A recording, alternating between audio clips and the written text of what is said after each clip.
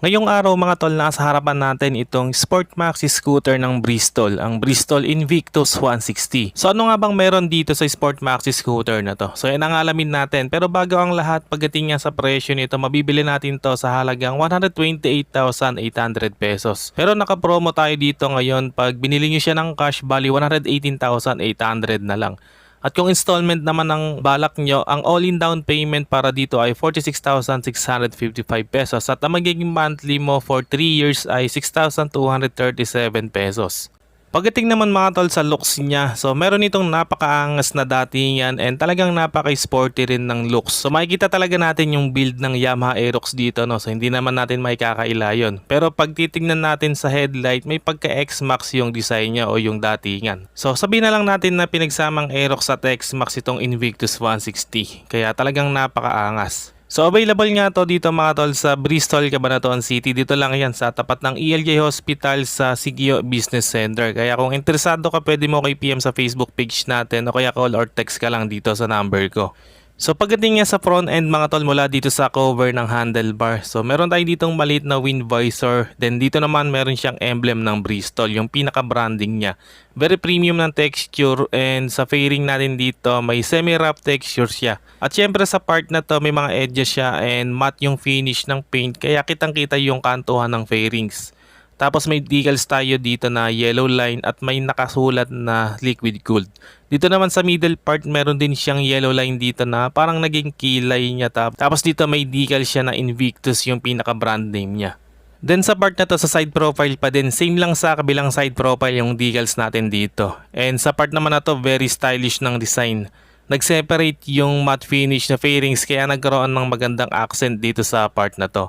And then meron naman siyang decals dito na yellow line pa rin, and naka-indicate naman dito yung displacement ng makina na 160. And meron din tayo ditong parang gills, and pagdating naman dito sa front fender, very sporty ng design and two-tone yung color niya, no? Matte and black naman yung pinakapatilya ng fender.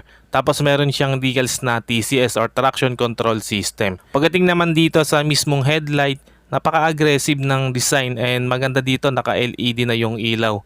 Ganon din sa DRL lights, ginamitan ng LED. And ang ganda din ng pinaka-frame ng headlight, para na rin naka-winglet yung datingan. And dito nga pala nakapwesto yung turn signals and LED na rin ang ginamit dito. Pagdating naman dito sa front suspension, naka-telescopic fork tayo dito, no? And then sa brakes naman, naka-disc brake with single piston caliper at equip ito ng ABS or anti-lock brake system. And dito naman sa kanyang front tire, meron tayong sukat dito na 100/80 rim 14 and naka-tubeless na to. Dumako naman tayo dito mga tol sa side profile niya sa bandang gitna, no? So dito meron tayong decals na Invictus. So ito yung pinaka-brand name niya, no? Invictus 160. And dito naman sa part na to, so matte yung finish ng pinaka-fairings natin dito. And meron din siyang mga line dito na decals, tapos naka-emboss yung pinaka brand name niya na Bristol dito, kaya talagang napaka-premium ng looks. Tapos dito sa bandang likod naman niya, meron siyang emblem dito ng Bristol. Pagdating naman dito sa pinakalikod niya, so very sharp ng design, napaka-stylish, talagang napaka-sporty din ng datingan. And kung mapapansin nyo, wala rin siyang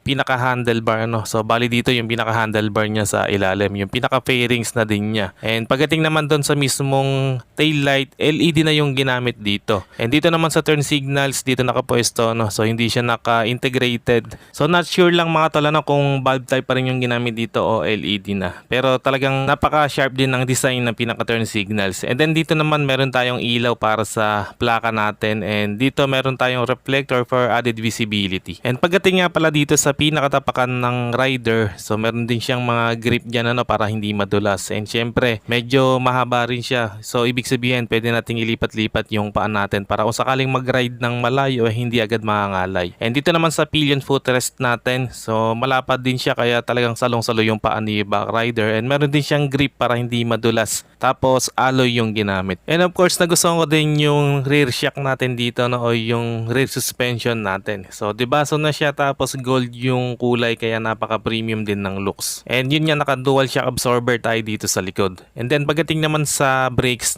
disc brake na yung ginamit dito kay Invictus 160, ano, and syempre equipped din yan ng ABS or anti-lock brake system. And para naman sa sukat ng gulong dito sa likod, so meron itong sukat na 120/70 rim 14, and syempre tubeless na rin yung ginamit dito. And of course, yung pinaka-muffler natin dito, very sporty rin ng design. And dito naman nakapwesto yung cooling system niya, no, yung pinaka-radiator o yung liquid cooling. At syempre, napansin ko din dito yung pinaka-tire hugger niya, no. So, bawas putik din yan kapag napadaan tayo sa tubig, ano, dun sa pinaka-loob na part niya. Pagdating naman mga tol dito sa instrument panel, naka fully digital meter panel na tayo dito. And talagang napaka-premium din ang looks. And sa mga button naman sa handlebar, dito sa kanan meron tayong idling stop system o yung stop and start system. And then meron tayong on and off ng headlight at syempre yung electric push start niya. And sa brake lever nga pala mga tol, meron siyang adjustable na siya, no, depende sa preference nyo. So pwedeng mas malayo ng konti sa handle grip o mas malapit ng konti. And sa mga button naman, meron tayong passing light. And then yung high and low beam natin, tapos meron tayong on and off ng TCS or yung traction control system niya. And then syempre yung turn signals at yung busina. Pagdating naman sa susian mga tol, so keyless na yung ginamit dito, no. And ang maganda nga dito kapag nagloko yung keyless system niya, so meron pa rin siyang physical key, ano. So yan, nireveal na natin. So medyo mahaba siya. So ayan yung susi niya, meron siyang remote at yung pinaka physical key niya. So ganyan lang, ano, isusuksok lang natin kapag nagloko yung keyless niya. So mapapaandar pa rin natin, no need ng mag-worry na hindi aandar kasi yan nga, meron siyang physical key. Kaya mapapaandar pa rin natin kung sakaling magloko. So yan yung pinaka-convenient features ng Invictus 160 kung sakali lang naman magloloko yung keyless system niya. And then sa tabi nito meron siyang button para sa fuel cap refiller natin and syempre sa seat opener natin. So dito naman sa kabila, so meron tayong glove box dito, no. So napaka-useful niyan, lalo na yung pinaka-ano natin dito, yung USB port o yung USB charging port natin. So talagang napaka-useful yan, lalo na kung delivery rider ka o kaya kapag maglo-long ride. So magagamit natin yan para sa mga mobile gadgets natin. And syempre magagamit din natin yung pinaka-glove box, lagayan ng cellphone o kaya ng wallet, etc. And syempre ang maganda nga dito mga tol, meron siyang cover, ano, para safe yung nasa loob. And balik tayo dito sa fuel tank niya, no. So speaking, dito nakapwesto sa pinaka-middle part niya. So napaka-convenient dahil pipindutin lang natin dyan and boom, mag-o-open na siya. And napaka-convenient niyan dahil hindi mo na kailangan bumaba ng motor para magpa-refill ng gas. And speaking of fuel tank nga, meron itong sukat na 10.7 liters. So talagang napakalaki mga tol ng capacity niya, no. So malayo-layo talaga yung mararating mo dito sa Invictus 160 kapag naka-isang full tank ka. So pagdating niya sa fuel consumption nito, kaya nito umabot hanggang 40 kilometers per liter. So matipid na rin yan para sa isang 160cc na makina. And pagdating naman sa seat natin dito mga tol, talagang napaka-premium niya, no. Ang ganda ng grip niya. So hindi siya madulas. So magaspang siya, no. Yung pinaka-texture ng cover maganda. And meron siyang mga stitch dito na white, kaya talagang isa rin sa mga nagpa-premium dito sa seat natin. Tapos meron siya naka-engrave dito na Bristol. And sa pinakaupuan naman ng OBR natin, so ganun din yung texture, ano. So meron siyang grip para hindi madulas. So talagang napaka-premium. So tignan naman natin mga tol yung ilalim ng upuan niya. So buksan natin. So pipindutin mo lang dyan, ano, para mag-open na to o ma-access natin yung ilalim.